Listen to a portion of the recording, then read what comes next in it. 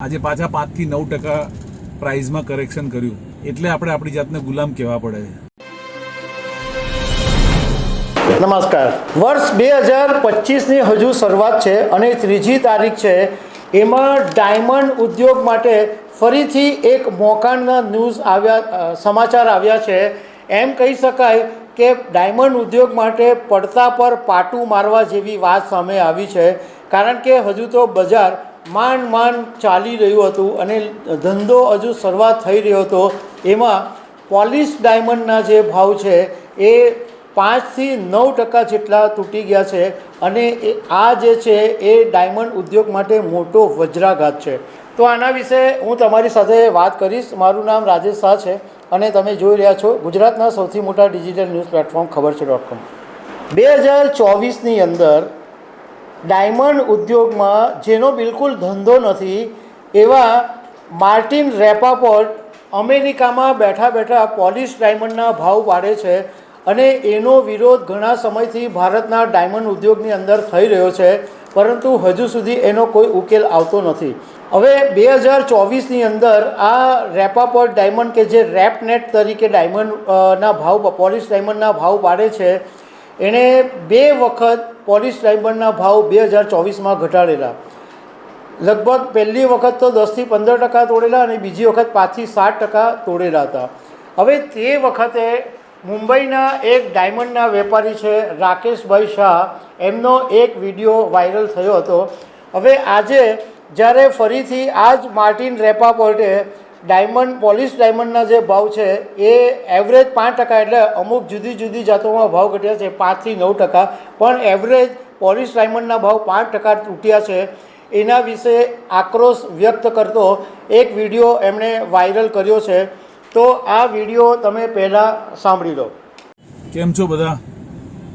આજે શુક્રવાર 9 વર્ષની 3 તારીખ સવારે 9:30 વાગે સાહેબ આવી ગયા હતા, આપણા રાજા બજારના, અને આપણે બધા ગુલામ એની રાહ જોઈને બેઠા હતા.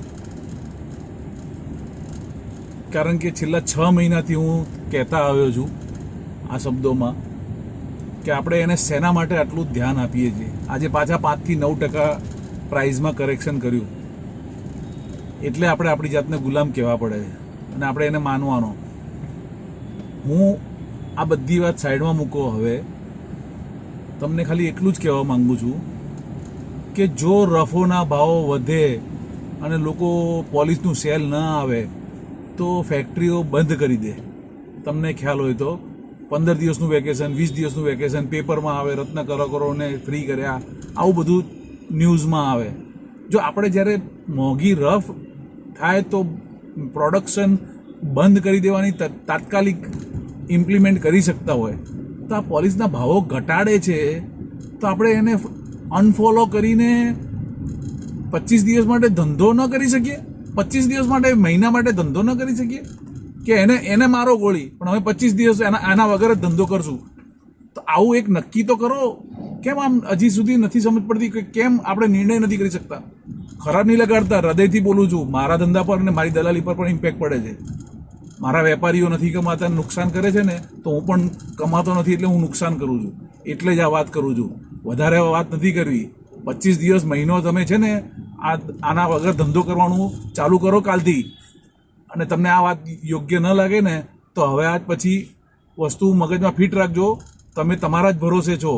આપણા બજારમાં યુનિટી નામનું ચીજ નથી, એ તમને ખ્યાલ આવે છે કે આપણે ધંધો કરતી વખતે પોતાનું જોઈએ છે. અરે ભાઈ, બધાનું જુઓ, બધાને ભેગા મળીને નક્કી કરો. આટલું 6 મહિનાથી આપણે એને કંટ્રોલ કર્યો, પાછું એને ગતકડું શું કરવાની જરૂર હતી? માંડ ધંધો કરવાનું ચાલુ કર્યું લોકોએ નવા વર્ષમાં, હોપફુલી પોઝિટિવ વાતો કરીને. બધી મેન્યુફેક્ચરિંગ ચાલુ, કંપનીઓ, હજી તો ફેક્ટરીઓ ચાલુ કરી રહ્યા છે દિવાળી પછી, અને કામ કરવાની કોઈ આખો વર્ષનો એક પ્રોગ્રામ તૈયાર કર્યો બધાએ, અને પાછું તોડીને બેસી ગયા. 10%, 5%, 9%, 10%, શું માંડ્યું છે આ? અને આપણે એને સાંભળવાનો 1 મહિનો નક્કી કરી લો બધા. 1 મહિનો કે નથી, રેપનેટ વગર મારે એના પર હીરા નહીં જોઈએ, વાત પટી ગઈ. અને જો મારી વાત અનુસરવાના હોય ને તો જ આ વાત સાંભળજો. કોઈને ઇન્ડિવિજ્યુઅલ કંઈ ખરાબ લાગે એવું બોલતો નથી. અને આ તમે નક્કી કરી લો, આના વગર ધંધો કરો અને આપણા ભરોસે જ ધંધો કરો. આના વગર 1 મહિનો ચલાવો ભાઈ, મારે હાથ જોડીને તમને નમ્ર વિનંતી છે.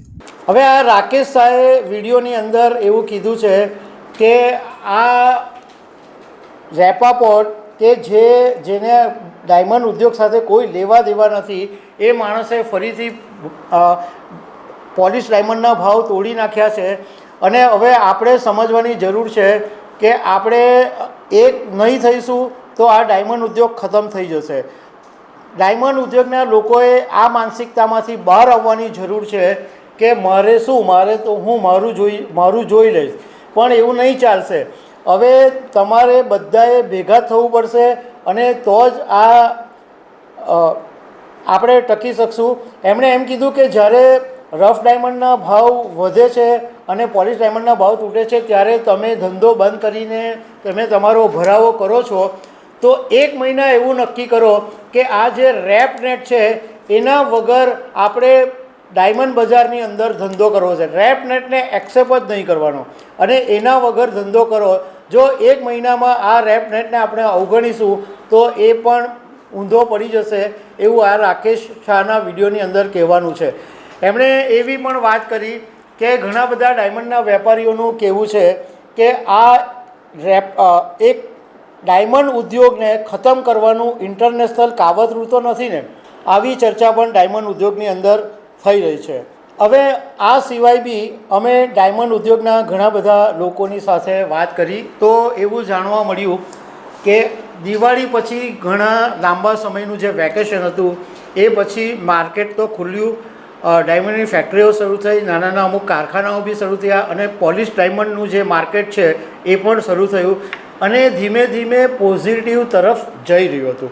મતલબમાં પહેલાં એક વખત એવો હતો દિવાળીના પહેલાં કે ધંધો જ નહીં થતો હતો, કારણ કે પોલિશ ડાયમંડના ભાવ એટલા બધા તૂટેલા હતા. અને લોકો આ બહુ સિમ્પલ એક સાયકોલોજીકલ નિયમ છે કે મંદીમાં મંદી અને તેજીમાં તેજી. એટલે મંદી હોય ત્યારે બધા એમ વિચારે કે થોભને હજુ હમણાં થોડાક ભાવ ઘટશે, એમ કરીને ધંધો જ નહીં થતો હતો. હવે હમણાં માંડ ધંધો શરૂ થયો અને હવે જ્યારે પોલિશ ડાયમંડના ભાવ આજે ફરીથી તૂટી ગયા છે તો ડાયમંડ ઉદ્યોગ માટે આ એક મોટો ફટકો છે.